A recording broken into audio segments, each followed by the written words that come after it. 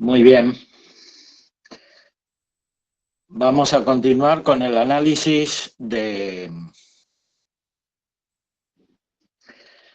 artículo Santo Tomás Psicólogo, que nos sirve de guía para conectar los temas también de los autores espirituales, especialmente de San Juan de la Cruz y de San Ignacio de Loyola, que son los principales que intervienen en la configuración de una psicología cristiana. Les recomiendo que lean también el otro artículo, Cristo en su relación con la psicología, donde se ve desde lo alto, desde la cristología, lo que significa una verdadera psicología en el sentido más profundo del término.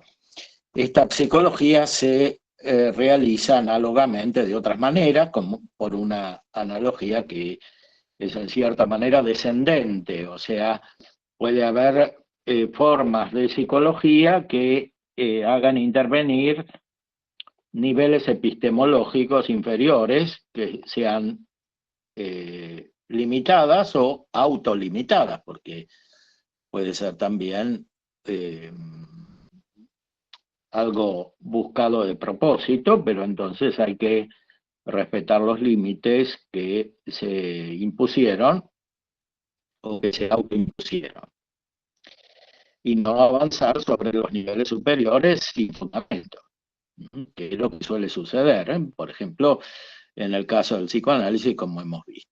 Es decir, el psicoanálisis avanza hacia cuestiones filosóficas y teológicas, o sin fundamento o con fundamentos erróneos. Entonces, decíamos que hay que seguir el orden de la suma para considerar los temas que deben intervenir en una psicología completa. Una psicología completa que es ciencia, no es simplemente una corriente entre otras. No se puede hablar de psicología tomista como una elección simplemente, es decir, como un criterio subjetivo, como en general se entienden las ciencias humanas en la actualidad, la filosofía, la psicología, la sociología, etcétera, son concebidas como, en el fondo, el resultado de una elección subjetiva. Hay que insistir en el hecho de que aquí queremos hacer ciencia, o mejor ciencias, porque, como ya hemos indicado, la psicología no es una y no tiene ni puede tener un solo método. Como dice Aristóteles, es falta de inteligencia pretender la misma certeza en todos los campos científicos y respecto de todos los objetos, porque una cosa es ocuparse de lo inmaterial, que por naturaleza no cambia, y otra cosa es ocuparse de lo físico, que por naturaleza cambia. Y además, en el caso del estudio de la realidad humana y de la conducta humana, no solo hay cambio natural, sino que puede haber cambio antinatural, es decir, hay conductas que son contrarias a la naturaleza. Todo eso debe intervenir en una adecuada concepción psicológica. O sea, hay varias ciencias psicológicas, lo repito, y estas ciencias se articulan de diferentes maneras según las capacidades propias que existen.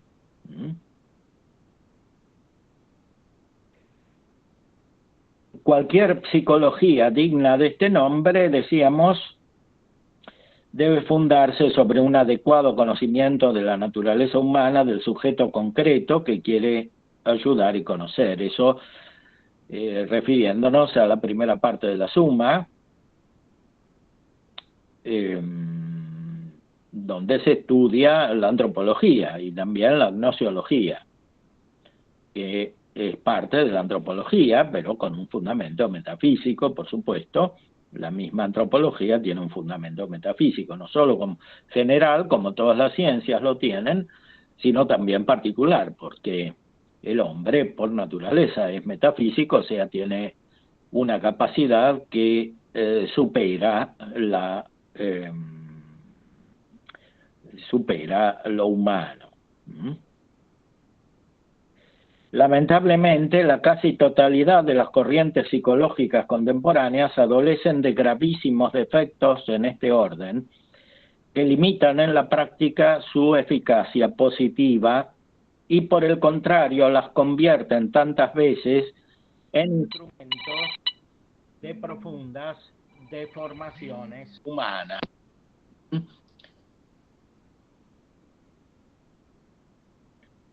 Gravísimos defectos que las convierten en instrumentos de profundas deformaciones humanas. Es decir, que cuando no hay verdad en una concepción, cuando hay error, esa concepción, especialmente si tiene una finalidad práctica, produce daño. La psicología puede hacer mucho bien o puede hacer mucho daño.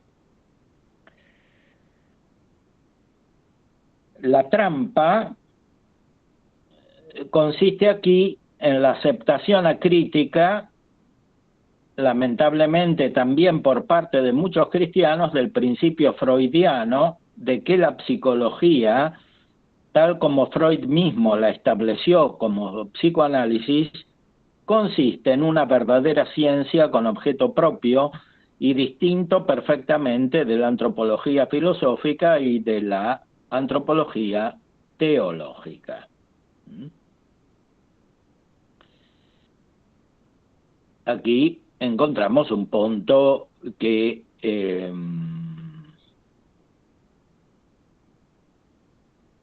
muy debatido. Es decir, ¿qué es la psicología? Un problema epistemológico radical. Sobre esto hay muchas discusiones, pero no hay que evitar el tema porque de otra manera todo queda sin fundamento. Hay que enfrentarlo profundamente. ¿Qué significa psicología? No hay que aceptar acríticamente el principio moderno freudiano de que la psicología contiene una estructura perfecta como ciencia. Esto no es así.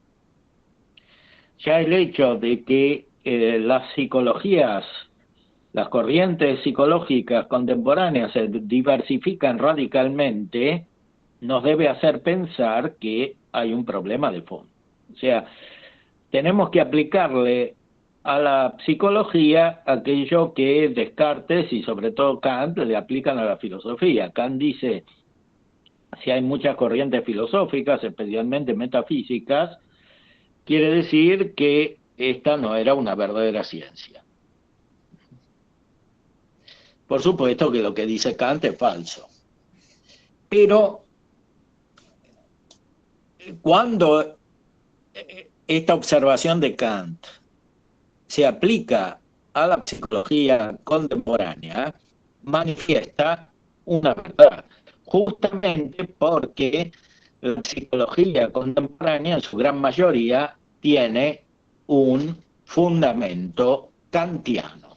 Es decir, la concepción de ciencia que hay en las corrientes de psicología contemporánea es fundamentalmente kantiana. Entonces, lo que dice Kant se aplica a estas concepciones de psicología y muy especialmente se aplica al psicoanálisis porque explícitamente asume la fundamentación filosófica kantiana. Freud lo dice al principio de tótem y tabú. Que la moral, que es un elemento fundamental del psicoanálisis, está concebida en el sentido kantiano. Entonces, no se puede avanzar verdaderamente en el estudio de una psicología sobre las bases de la verdadera filosofía y de la verdadera teología, como las encontramos en Santo Tomás, sin hacer un preciso análisis epistemológico, es decir, sin considerar los niveles que intervienen en esta concepción psicológica. Es decir, hay varios niveles científicos, no se trata de una sola ciencia con un solo objeto. Esto es lo fundamental.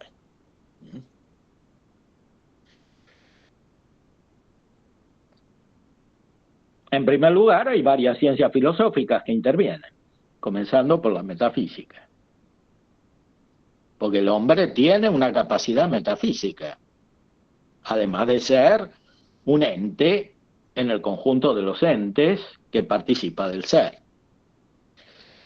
Pero sobre todo, como ya hemos indicado, la psicología se refiere a lo particular, a la condición de la persona en particular, a la condición particular de la persona. Y por lo tanto, trasciende estructuralmente la capacidad filosófica. La psicología no puede ser solamente filosofía. Si es solamente filosofía, se queda en un nivel superficial, aunque fuere filosofía tomista.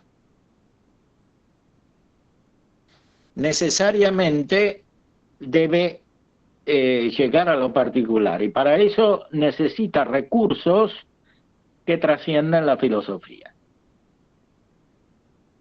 que son especialmente los recursos teológicos. Por supuesto, hace falta una observación particular, hace falta prudencia, la prudencia siempre es particular, hace falta conocimiento por connaturalidad, que a veces se denomina empatía. Pero todo eso no alcanza si está formulado solamente en el nivel natural. Necesariamente debe alcanzar un nivel sobrenatural.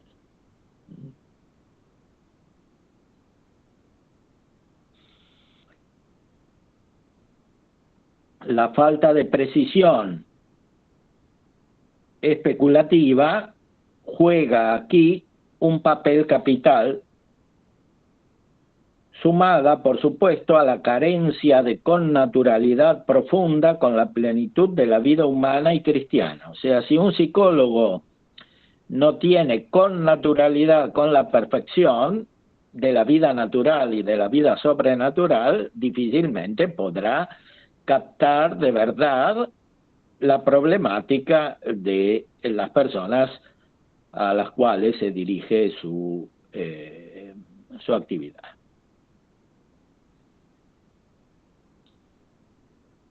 Sea desde un punto de vista teórico, sea sobre todo desde un punto de vista práctico, porque las personas que recurren a la ayuda psicológica buscan solucionar problemas prácticos, o sea, problemas de conducta que son fundamentalmente problemas de relación humana.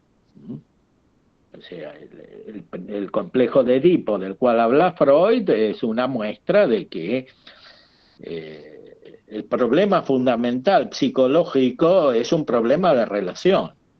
O sea, es fundamentalmente un problema social.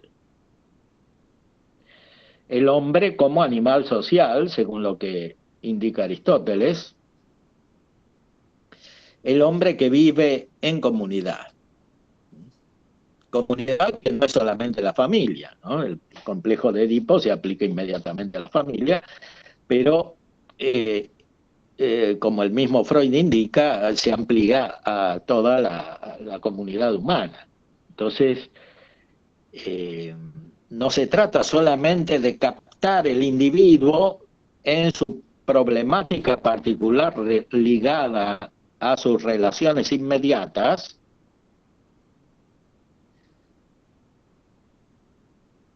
sino que se trata de percibir el significado de la vida de una persona en relación con toda la comunidad.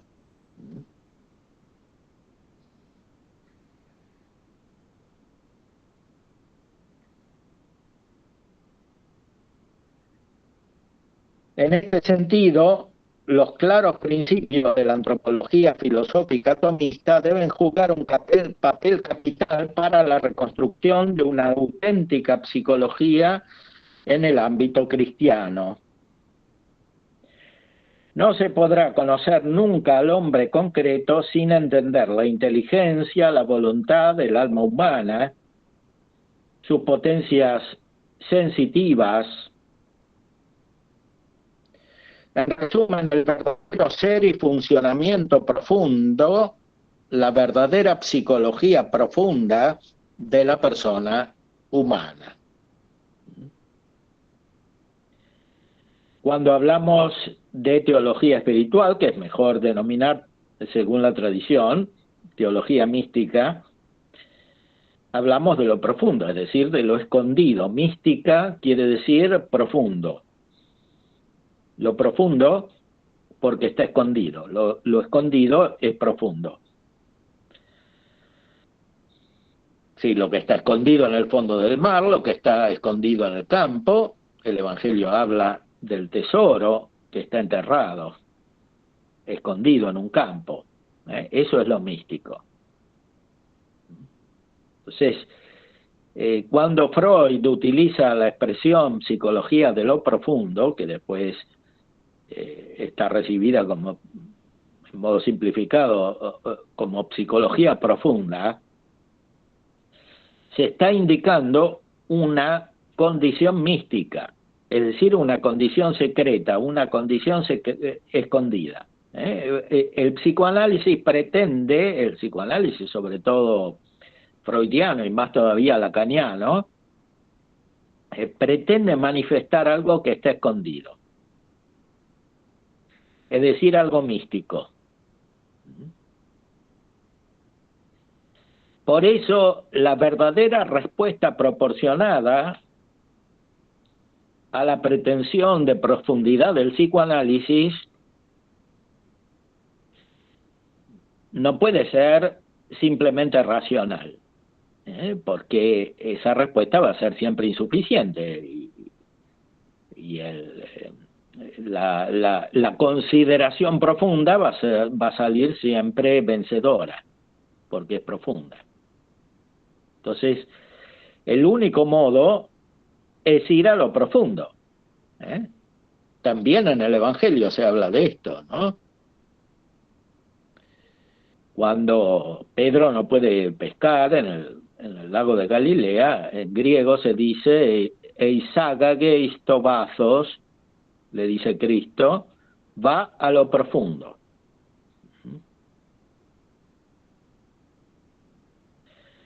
Entonces, la psicología, para ser verdaderamente científica, debe ir a lo profundo y por tanto debe ir a lo místico. Ese acceso a lo místico no puede ser puramente filosófico. Es verdad que hay una mística filosófica, en Aristóteles está, en la metafísica de Aristóteles. Está en Platón, está en el neoplatonismo. Pero eso es claramente insuficiente. Puede convivir con perturbaciones psíquicas importantes. Recordemos lo que había dicho Freud, que cada forma de filosofía es una especie de neurosis. O sea, cualquier desarrollo humano para él es neurosis, ¿no? Porque si no, no hay racionalidad, que es lo el aspecto superior de la evolución humana. Entonces, cada filósofo tiene su neurosis particular, que el psicoanálisis analiza en profundidad, lo mismo que respecto del arte, de la religión, etcétera.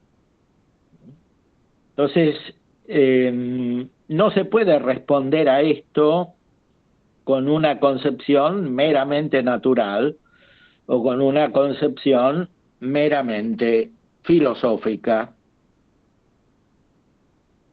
Si la respuesta pretende ser real, debe necesariamente ir a lo profundo, debe ir a lo místico, a lo que hoy de una manera más vaga se denomina teología espiritual, debe ir a la teología mística.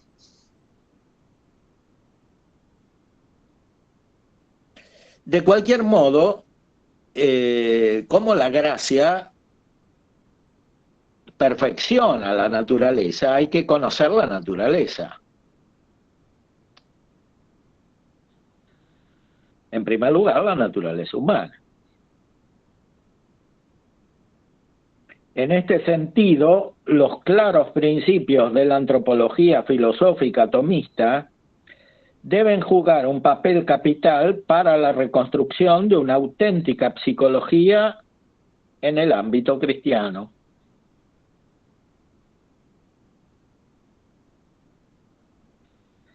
No se podrá conocer nunca al hombre concreto sin entender la inteligencia, la voluntad, el alma humana, sus potencias sensitivas, en resumen, el verdadero ser y funcionamiento profundo, la verdadera psicología profunda de la persona humana.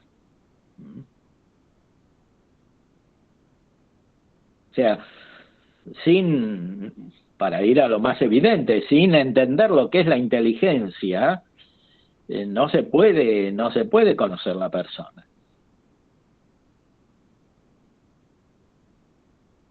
Naturalmente, sobre este punto, las concepciones filosóficas son fundamentales. O sea, en la mayor parte de las corrientes filosóficas modernas, por ejemplo, el empirismo, el racionalismo, el idealismo trascendental, el idealismo absoluto, el existencialismo, no aparece una verdadera concepción de la inteligencia. Entonces, las corrientes psicológicas que se basan sobre este tipo de fundamentos filosóficos necesariamente serán deficientes en un punto fundamental.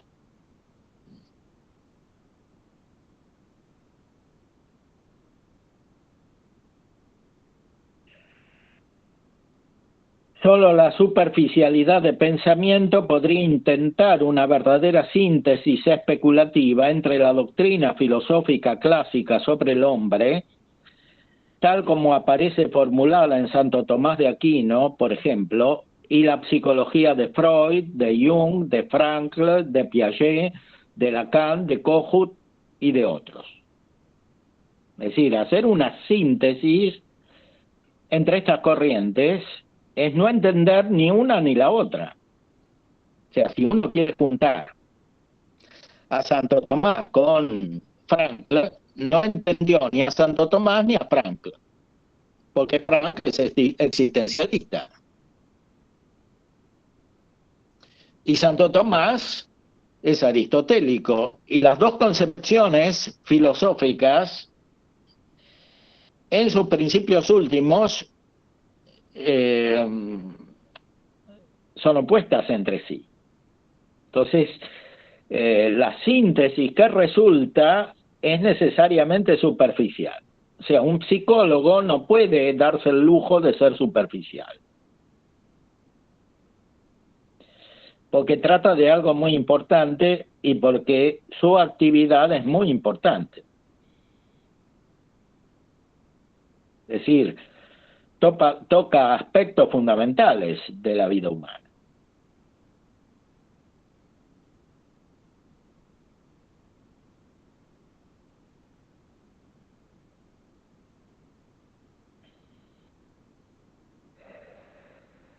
Por quedarnos solamente en la dimensión que determina esencial y radicalmente toda la condición humana,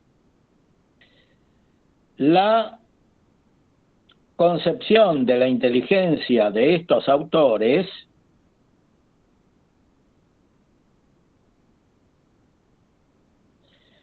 es no solo profundamente insuficiente, sino también profundamente distorsionada. En este campo delicadísimo del que dependen todos los otros que se refieren al hombre, las ilusiones concordistas solo podrían conducir a errores fatales de muy negativas consecuencias, especialmente en el ámbito de la vida cristiana.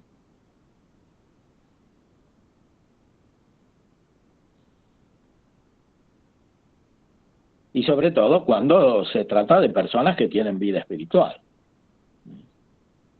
No se puede tratar de la misma manera a una persona que tiene una profunda vida espiritual que a una persona que vive en una deformación moral profunda. Aplicar el mismo método no solo es equivocado, sino que es injusto, o sea, se produce violencia, se produce daño. Y de esto tienen que ser muy conscientes los psicólogos.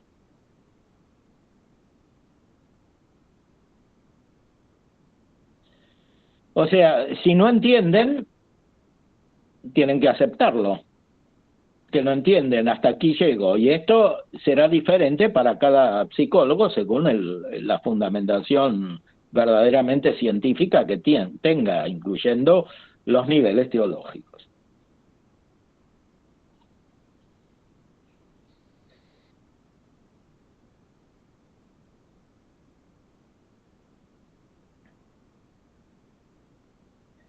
El siguiente punto que habría que subrayar a partir de la estructura de la Suma de Teología, estamos todavía en la primera parte, es el Tratado de los Ángeles.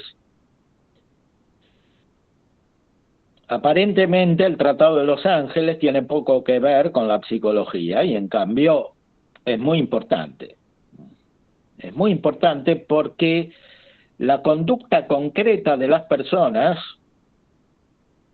suele estar influida por los ángeles buenos y por los ángeles malos, como indicó de una manera muy precisa toda la tradición de la Iglesia, pero especialmente San Ignacio de Loyola en sus ejercicios espirituales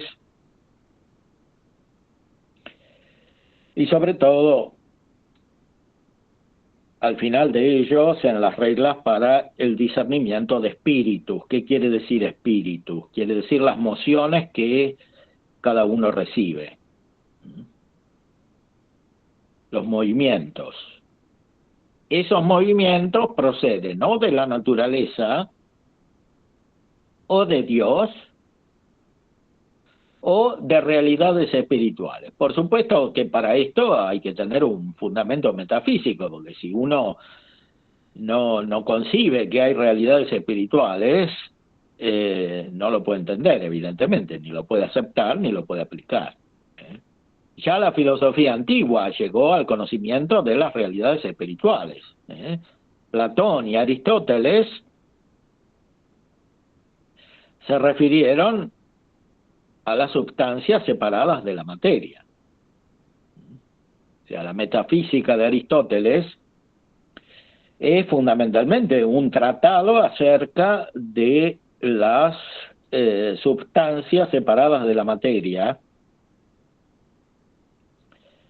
de las cuales la primera es Dios. No solo esto, sino que él mostró cómo la realidad física, y por tanto la realidad humana está conectada con estas sustancias.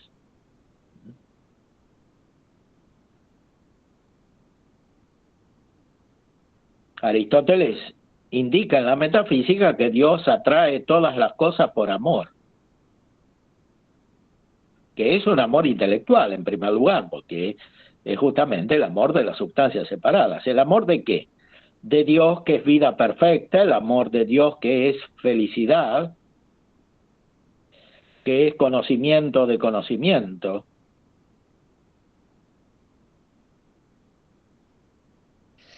Aristóteles es muy claro sobre esto. Entonces, no se trata simplemente de fe. Por supuesto, cuando interviene la revelación, cuando el observador tiene fe, llega a mayor profundidad. Recordemos que Freud, en el libro de la interpretación de los sueños, comienza citando a Aristóteles, que tiene 2 libros sobre los sueños.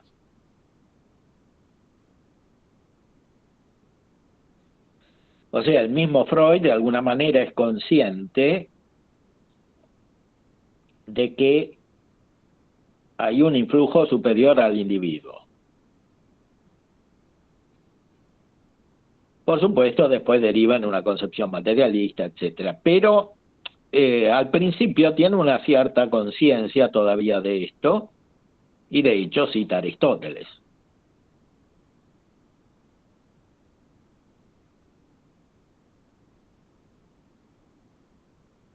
Ahora, según la Sagrada Escritura, conocemos con mayor precisión, conocemos con mayor profundidad el significado de este influjo. Si estudiamos a Santo Tomás, nos podremos dar cuenta de por qué se realiza este influjo, es decir, lo que es superior a la materia es más perfecto en el ser y tiene una capacidad motriz, puede mover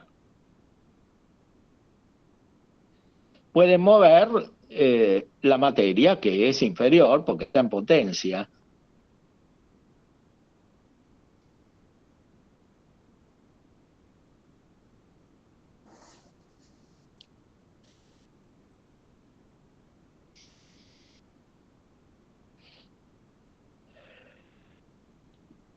La materia está en potencia. Y el movimiento es el pasaje de la potencia al acto. Por eso, así como el alma mueve el cuerpo, que es material, lo hace pasar de la potencia al acto, así también las sustancias inmateriales pueden mover los cuerpos,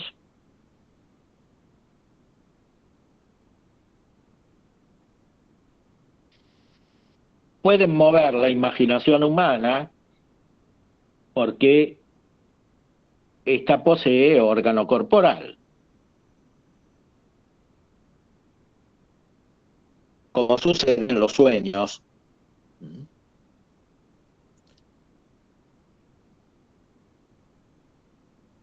Además pueden mover la memoria, pueden mover la virtud cogitativa, que es un sentido, y que tiene órgano corporal, cogitativa o estimativa, que en el hombre se denomina cogitativa por su semejanza con la razón.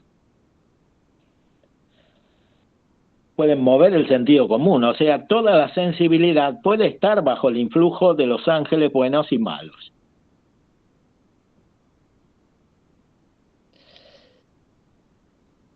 Ahora, aquí hay que evitar el error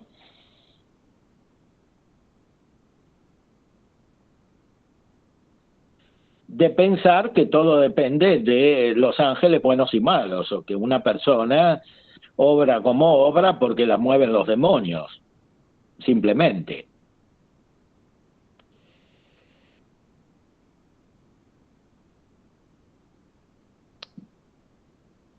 Una persona tiene capacidad real para producir actos humanos. Más bien, el problema de una persona que está influida permanentemente por factores superiores a ella es justamente que no realiza actos personales, o sea que no es plenamente responsable de lo que hace. Porque depende en cierta manera de un influjo externo.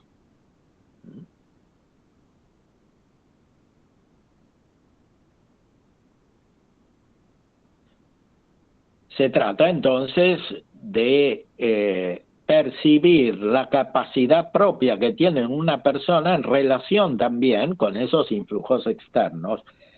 Y eso se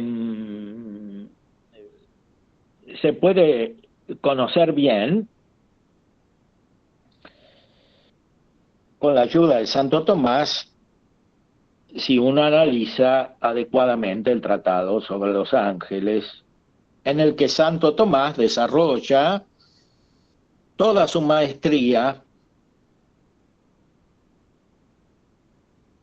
y solo aparentemente, para los que no tienen profunda fe y profunda experiencia de vida, puede quedar fuera del ámbito de la verdadera psicología. Es decir, es algo que debe intervenir en una verdadera psicología.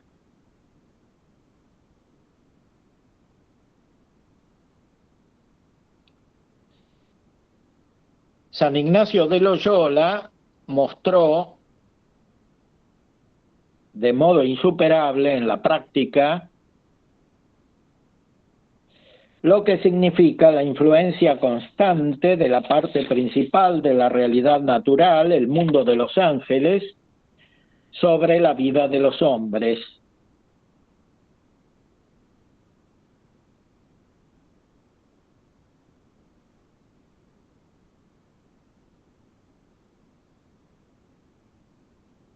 En sentido positivo y en sentido negativo. La experiencia de la dirección espiritual demuestra, por otra parte, que las más enrevesadas situaciones humanas no pueden resolverse con prescindencia de la acción de los ángeles buenos y malos sobre la vida de los hombres.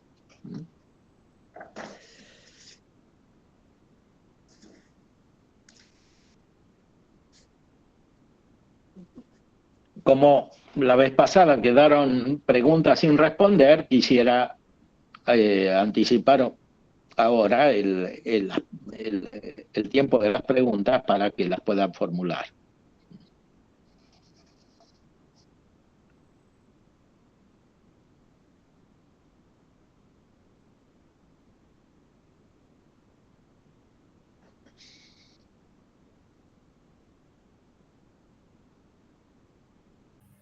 No hay todavía preguntas escritas, pero si alguno tiene una ya en la cabeza puede ir levantando la mano y directamente decirla. Bueno, había una pregunta de Elena que la vez pasada quedó sin responder.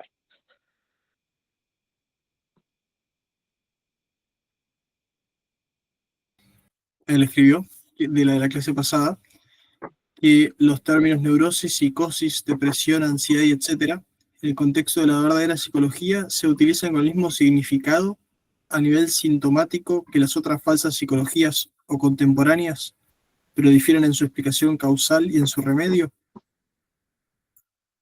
Sí, el uso de los términos es relativo porque, como dice Aristóteles, los vocablos son signos de los conceptos y los conceptos son signos de las cosas. Entonces, no interesa tanto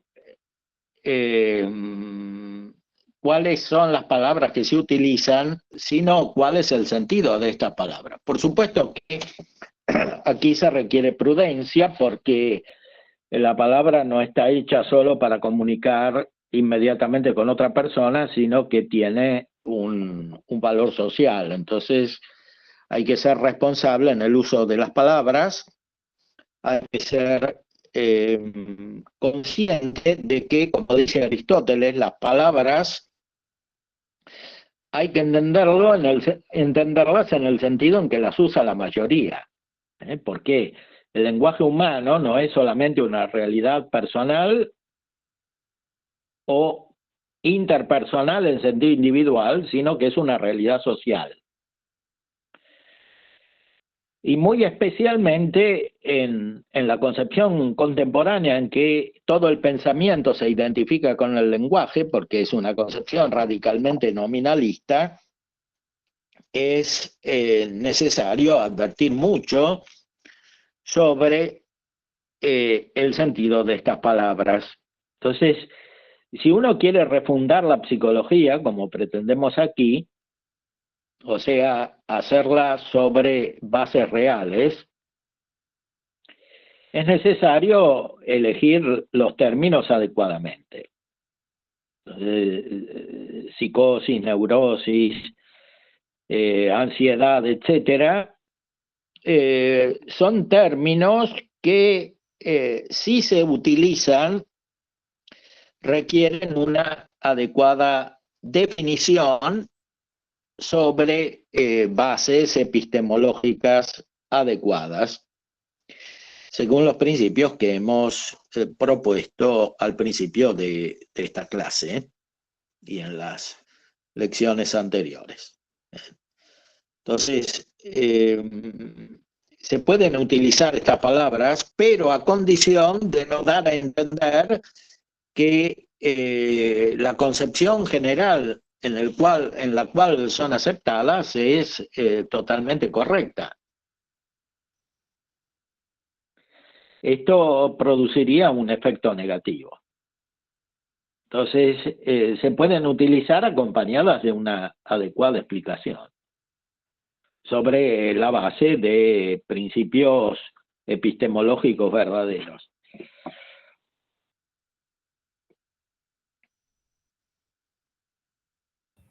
Bien, luego hay una pregunta que no sé en qué medida podrá responder resumidamente, pero sí podría explicar las bases de la moral kantiana.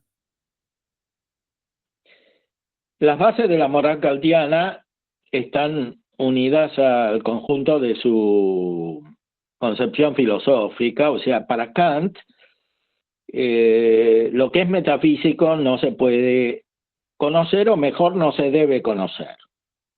O sea, los invito a leer el libro que publiqué sobre teoría del conocimiento moral, lecciones de gnoseología. Ahí hay un largo desarrollo sobre la moral kantiana, la filosofía kantiana. Para Kant, lo metafísico da miedo, produce angustia, porque Kant es protestante de origen, y para los protestantes no hay mística. Cuando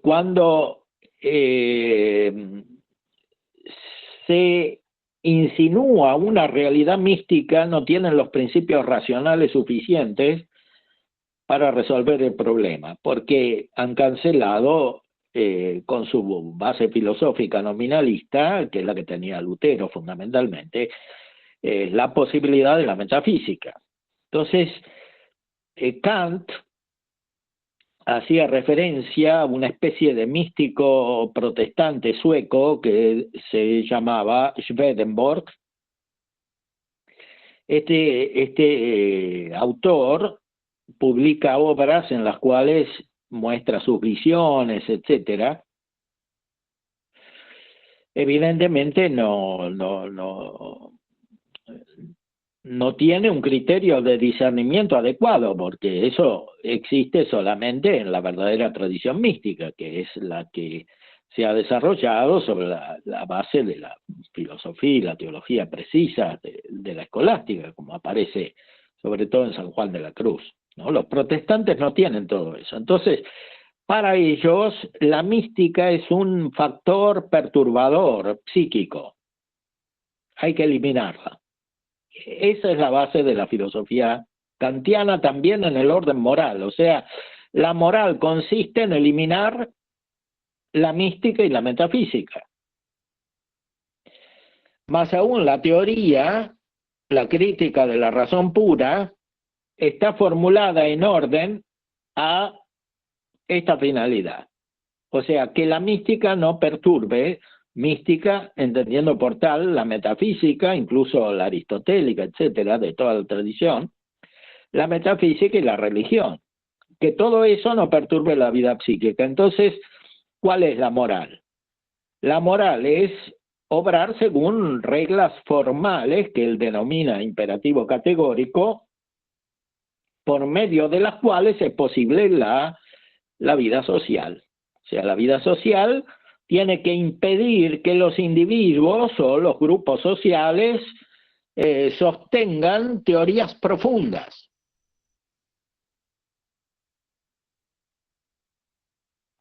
Porque estas teorías profundas son perturbadoras, como toda teoría. Esa es la base de Kant. Cuando Freud asimila la concepción moral kantiana, está diciendo esto. O sea, hay que eliminar todo pensamiento teórico, incluyendo el religioso, de manera tal que no se perturbe la vida social y que ésta pueda seguir adelante, fundamentalmente en el sentido de la libertad, ¿no? O sea, libertad entendida como espontaneidad. No es la verdadera libertad, es la espontaneidad. O sea, que la vida humana se manifieste en cuanto es posible, en todos sus aspectos, según Freud, el libido, el instinto de vida, etcétera. Ahora, eso nunca puede ser total, porque entonces habría una guerra recíproca y no podría haber civilización. Por eso la civilización para Freud requiere necesariamente la moral. Pero la moral para Freud no puede ser otra cosa que represiva, porque hay que eliminar no solamente los instintos desbocados de los individuos en el ámbito sexual y otros, sino sobre todo el pensamiento, que es visto como impositivo y como violento. Las concepciones filosóficas posteriores, posmodernas, dicen esto: la metafísica es violencia. O sea, cualquier pensamiento teórico que formule la verdad de las cosas es simplemente una pretensión injusta y violenta respecto de los demás. Este es el problema de base. Y la raíz de esa concepción, que pasa al psicoanálisis, que pasa a las psicologías de tipo existencialista, está en Kant. Bueno, hay una pregunta de Valeria, no sé. Así es, buen día, padre. Hola, ¿qué tal? Pregunta de índole bien. Buen día.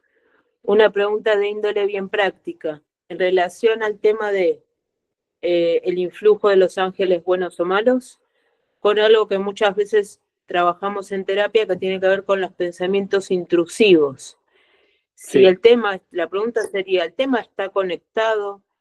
¿Podría ser un modo, insisto, esto de trabajar con la charla interna, los pensamientos parásitos, como muchas veces se lo llama, podría ser una manera de trabajar este tema del influjo de los ángeles particularmente malo, aunque la persona incluso no sea creyente, pero si la conexión es correcta, esa sería la pregunta, y si es una manera de trabajarlo con los pacientes.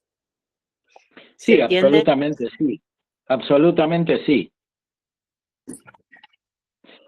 Absolutamente sí, porque justamente esa es la base de gran parte de los problemas psíquicos. O sea, que el sujeto no es capaz de realizar una conducta cognoscitiva propia y depende de influjos externos que pueden ser sociales, porque no solamente son los ángeles malos, es también el contexto. indirectamente también esto procede de los ángeles malos, el pecado original es para todos, ¿no? Entonces, y esto, por supuesto que es independiente de que el sujeto sea creyente, más aún, se verifica más si el sujeto no es creyente. Justamente porque no es creyente. O sea, el que no es creyente no tiene los principios liberadores de la razón. Y más todavía de la conducta, que son los que están descritos en el Evangelio y que fundamentalmente son la gracia. Porque, como dice nuestro Señor, el demonio es el príncipe de este mundo. Sin necesidad de que el demonio esté influyendo particularmente sobre cada individuo, ni siquiera hace falta esto. Basta que el individuo esté insertado en la vida mundana para que esto se verifique. Por supuesto que hay oportunidades en que incluso los sujetos insertados en la vida mundana, que no tienen liberada la razón, tienen episodios particulares de influjo diabólico. Y el psicólogo, si está entrenado, se puede dar cuenta perfectamente, porque eso es algo cotidiano, no es... Si es psicólogo y atiende mucha gente, esto se le ha manifestado muchas veces, no es... O sea, cuando hay un cambio repentino en la actitud del sujeto, claro, es fácil decir es un brote psicótico, pero eso es no buscar las causas, es solamente descriptivo. La ciencia es conocer por las causas.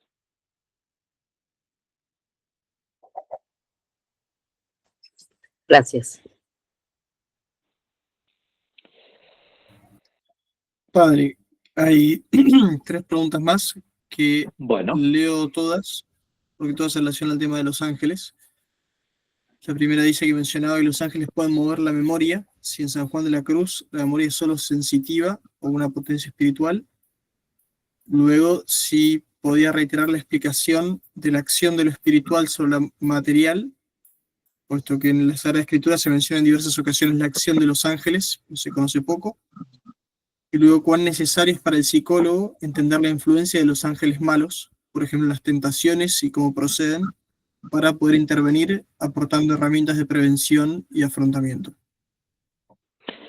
bueno, yo diría que vayamos repitiendo la pregunta una por una, porque si no va a ser muy difícil responder a todas. A ver, la primera. Si la memoria en San Juan de la Cruz es solo sensitiva o una potencia espiritual.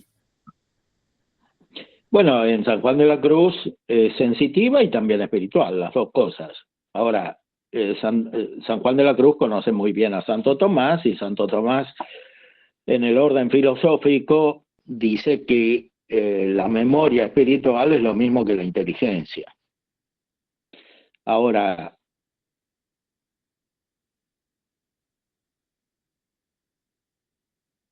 Santo Tomás es discípulo de San Agustín y sabe que el alma humana está preparada para la recepción del Espíritu Santo, y en el orden sobrenatural la memoria es una capacidad de padre, podríamos decir.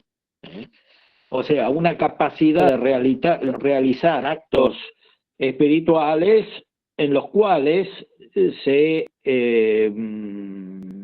da la imagen del Padre que engendra al Hijo y del Padre que junto con el Hijo hacen proceder el Espíritu Santo. Para San Juan de la Cruz es fundamental. En el avance espiritual humano, que es al mismo tiempo psíquico, porque aquí no distinguimos lo espiritual de lo psíquico, porque lo psíquico es espiritual. O sea, si uno quiere distinguir esto, quiere decir que ya estamos en un nivel de confusión. Primero hay que aclarar este punto, si no, no se puede proceder. Todo lo que digamos va a ser aceptado superficialmente. Entonces, para San Juan de la Cruz hace falta una purificación de la memoria, no solamente porque intervienen los ángeles buenos y malos, porque, como dice San Ignacio, también hay que purificarse de lo que hacen los ángeles buenos en la memoria y en los otros sentidos, porque eso no sirve directamente para la unión con Dios. El mismo San Ignacio dice que hay que distinguir la acción de la gracia de lo que hicieron los ángeles, que puede en un momento ayudar la acción de la gracia, pero en otro no. Y por eso es necesario purificar la memoria de todo, no solamente de lo malo, también de lo bueno. Y esto lo enseña San Juan de la Cruz con mucha precisión. Desde este punto de vista es el psicólogo supremo, podríamos decir. O sea, hay aspectos en los cuales evidentemente desarrolla la psicología de un modo más detallado y más preciso que Santo Tomás mismo. Entonces no se puede desarrollar una psicología solamente con Santo Tomás. Necesariamente hay que integrar toda la tradición como Santo Tomás mismo lo hace. Pero además San Juan de la Cruz enseña que hay que purificar la memoria espiritual para poder unirse de verdad con la Trinidad, que es el verdadero desarrollo de la vida psíquica. Bueno, la segunda. ¿Se podía reiterar la explicación de la acción de lo espiritual sobre lo material?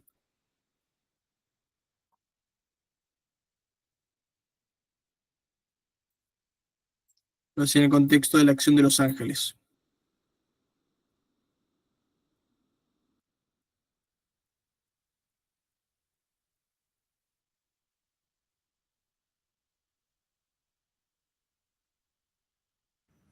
Sí, La acción de lo espiritual en el contexto de la operación de los ángeles. Sí. La acción de lo espiritual sobre lo material. Bueno, Aristóteles descubrió que lo material está unido con lo formal, ¿no? Es la distinción entre materia y forma, que es fundamental en la filosofía aristotélica. Eso Platón todavía no lo tiene. Y los modernos lo pierden. O sea, de alguna manera confluyen en el idealismo, que en su raíz es platónico, y pierden la noción de materia y forma, e incluso de acto y potencia, que son los grandes descubrimientos filosóficos de Aristóteles. Entonces, para entender adecuadamente este tema hay que referirse a la relación entre materia y forma. La forma informa a la materia, quiere decir que toda la actualidad de la materia viene de la forma. Y en las cosas materiales, que son las que tienen materia y forma, esa actualización nunca puede ser total. Y por eso hay movimiento. El movimiento es la manifestación de la imperfección del acto. Esto se da no solamente en las cosas inanimadas, sino también en las cosas animadas, o sea, en los animales y muy especialmente en el hombre, de una manera más perfecta y superior. Pero tal vez lo podemos aclarar después.